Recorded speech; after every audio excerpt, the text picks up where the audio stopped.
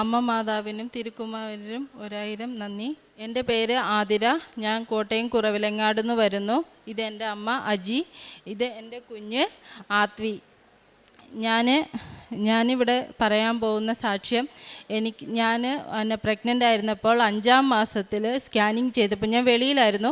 അവിടെ സ്കാനിങ് ചെയ്ത് കഴിഞ്ഞപ്പോൾ അവിടുത്തെ ഡോക്ടർ പറഞ്ഞു കുഞ്ഞിന് ഡാൻഡി വാക്കർ സിൻഡ്രോമാണ്, ഇത് ടെർമിനേറ്റ് ചെയ്ത് കളയണമെന്ന്. എന്നെ 24/3 ഞാൻ സ്കാൻ ചെയ്തിരുന്നത്. ഫസ്റ്റ് 5-ാം മാസത്തിൽ അനോമലി സ്കാൻ ചെയ്തപ്പോഴാണ് ഇത് പറഞ്ഞത്.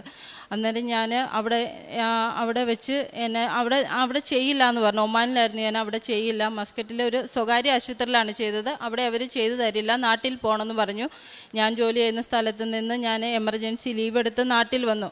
നാട്ടിൽ വന്നത് 29/3 വന്നു. ഞാൻ 30-ാം തീയതി ഹോസ്പിറ്റലിൽ പോയി സ്കാനിങ്ങിന് ഡേറ്റ് എടുത്തു. 1-ാം തീയതിയിലോട്ട് ഡേറ്റ് എടുത്തു. ഏപ്രിൽ 1-ന് ഡേറ്റ് എടുത്തതിന് ശേഷം ഞാൻ 31-ാം തീയതി ഇവിടെ വന്നു. ഈസ്റ്റർ ആയിരുന്നു.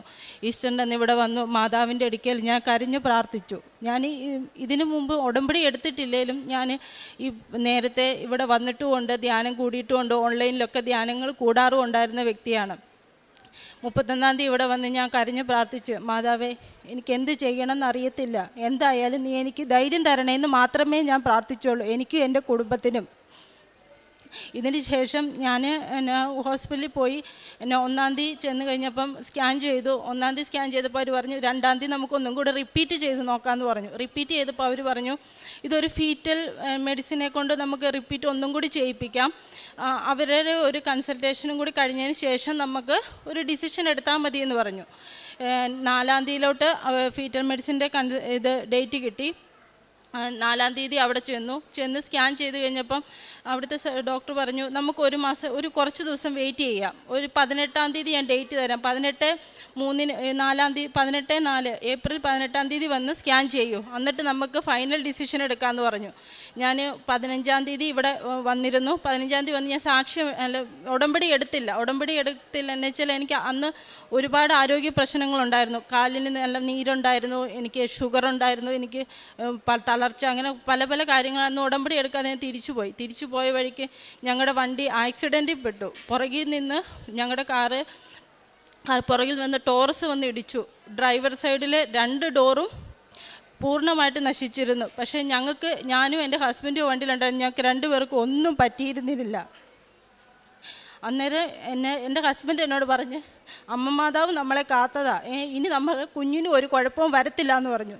പിന്നീട് ഞാൻ 17-ാം തീയതി എന്നെ ആദ്യമായിട്ട് ഇവിടെ കൊണ്ടുവന്നതും കൃപാസനത്തിൽ കൊണ്ടുവന്നത് സനിത ചേച്ചിയാണ്, ഞങ്ങളുടെ അയലോക്കത്തുള്ള ചേച്ചിയാണ്. ചേച്ചി തന്നെ എൻ്റെ കൂടെ പോന്നു.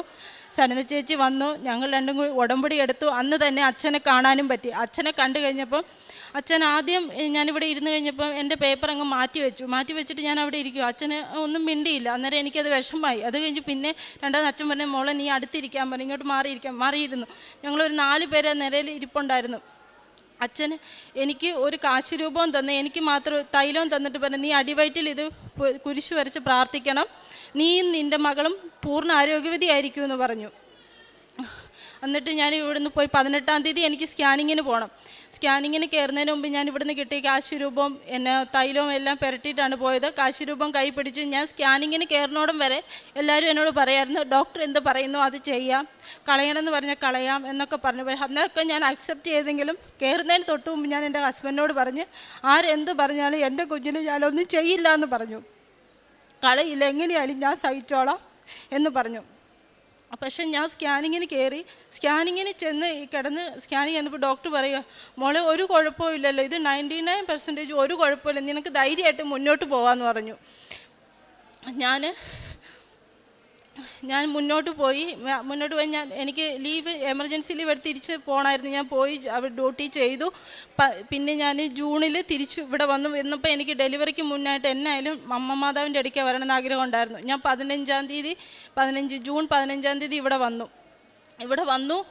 എനിക്ക് ഒരുപാട് ബുദ്ധിമുട്ടുകൾ സഹിച്ചാണ് ഞാൻ വന്നത്. എനിക്ക് അത്രയ്ക്ക് വയ്യായിരുന്നു, കാലിൽ 2 നീരായിട്ട് നടക്കാൻ പോലും വയ്യായിരുന്നു. പക്ഷെ ഇവിടെ വന്നു കഴിഞ്ഞപ്പം എന്നോട് നേർച്ച വസ്തുക്കൾ മേടിച്ചുകൊണ്ട് ചെല്ലണമെന്ന് എൻ്റെ അമ്മ പറഞ്ഞിരുന്നു.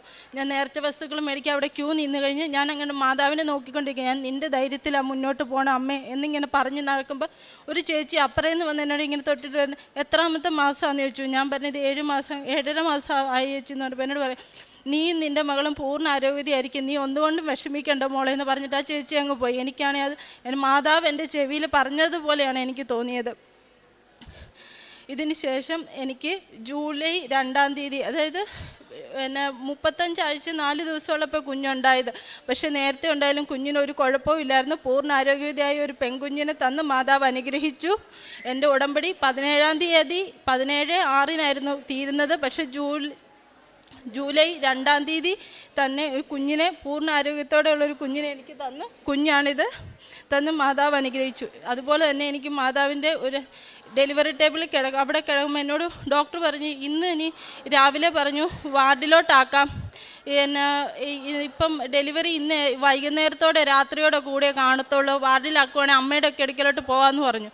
രാവിലെ 7:30 ആയപ്പോഴാണ് പറയുന്നത്. പക്ഷേ എൻ്റെ ചെവിയിൽ എൻ്റെ ചെവിയിൽ ആരോ പറഞ്ഞു, മോളെ നിനക്ക് 11-നും 11:30-ക്കും ഇടയ്ക്ക് കുഞ്ഞുണ്ടാവുമെന്ന് പറഞ്ഞു. ഞാനത് എൻ്റെ അടുത്ത് വന്ന്, എൻ്റെ അമ്മ വന്ന് കാശ് രൂപം തന്നിരുന്നു എൻ്റെ കയ്യിൽ. ഡെലിവറി റൂമിൽ ഇരുന്നപ്പം അവിടെ കയറി വന്ന് ഞാൻ കാശ് രൂപം കൈപ്പിടി. അന്നേരം അതുപോലെ തന്നെ എനിക്ക് രാവിലെ 11:15 കുഞ്ഞാവി ഉണ്ടായത്. ഞാൻ എൻ്റെ അമ്മ ചോദിച്ചു, നിനക്കത് എങ്ങനെ? ഞാൻ പറഞ്ഞു, എന്നോട് ആരും എൻ്റെ ചെവിയിൽ പറഞ്ഞതാണ് 11-നും 11:30-ക്കും ഇടയ്ക്ക് നിനക്ക് കുഞ്ഞുണ്ടാവുമെന്ന്. അതുപോലെ തന്നെ എനിക്ക് 11-നും 11:30-ക്കും ഇടയ്ക്ക് ഒരു കുഞ്ഞുണ്ടായി. പിന്നെ ഞാൻ എന്നെ സ്ഥിരമായിട്ട് ഇതിനു മുമ്പ് ഉടമ്പടി എടുത്തിട്ടില്ലെങ്കിലും ഞാനിവിടെ 2019 വന്ന് അഖണ്ഡ ജപമാല റാലിയിലെല്ലാം പങ്കെടുത്ത് പ്രാർത്ഥിച്ചിട്ടുണ്ട്. അന്ന് ഞാൻ അഖണ്ഡ ജപമാല റാലി പ്രാർത്ഥിക്കുന്ന സമയത്ത് ഞാൻ നിയോഗം വെച്ച് പ്രാർത്ഥിച്ചിരുന്നത് എനിക്ക് നല്ലൊരു ജോലിക്ക് വേണ്ടിയിട്ടായിരുന്നു. ആ ജോലി എനിക്ക് ഇപ്പം ഞാൻ ചെയ്യുന്ന ജോലി മാതാവ് അന്ന് എനിക്ക് തന്നതായിട്ട് തന്നെയാണ് ഞാൻ കരുതുന്നത്. കാരണം ഈ ഒമാൻ MOHൻ്റെ ഇത് വരുമ്പം ഞാനൊരു ഏജൻസിക്കാരെ അങ്ങോട്ട് സമീപിച്ചല്ല. ഞാൻ 2016 ഒരു ഏജൻസിയിൽ വേറൊരു സൗദിക്കുള്ള ഒരു ഇൻ്റർവ്യൂവിന് കൊടുത്തിരുന്ന ആപ്ലിക്കേഷനിൽ നിന്ന് നമ്പർ എടുത്ത് അവരെന്നെ വിളിച്ചു ചോദിച്ചതാണ്, ചേച്ചി ഇനി എവിടെയെങ്കിലും പോയോ, അല്ലെങ്കിൽ ഇത് അപ്ലൈ ചെയ്യാൻ താല്പര്യമുണ്ടെങ്കിൽ ബയോഡേറ്റ പുതുക്കി ഇടാൻ പറഞ്ഞു. ഞാൻ അങ്ങനെ പുതുക്കി ഇട്ടതിന് ശേഷം എനിക്ക് 2022 മാതാവ് ഇത് തന്നതായിട്ടാണ് എനിക്ക് ഇപ്പം തോന്നുന്നത്. എന്നുവെച്ചാൽ ഞാൻ മാതാവിനോട് അന്ന് പ്രാർത്ഥിച്ചിരുന്നത് എനിക്ക് നല്ലൊരു ജോലി വേണം എന്ന് മാത്രമായിരുന്നു. ഞാനൊരു GNM നേഴ്സായിരുന്നു. അപ്പോൾ എനിക്ക് MOHൽ പോകാൻ പറ്റുമെന്നൊന്നും ഞാൻ സ്വപ്നത്തിൽ പോലും വിചാരിച്ചിരുന്നില്ല.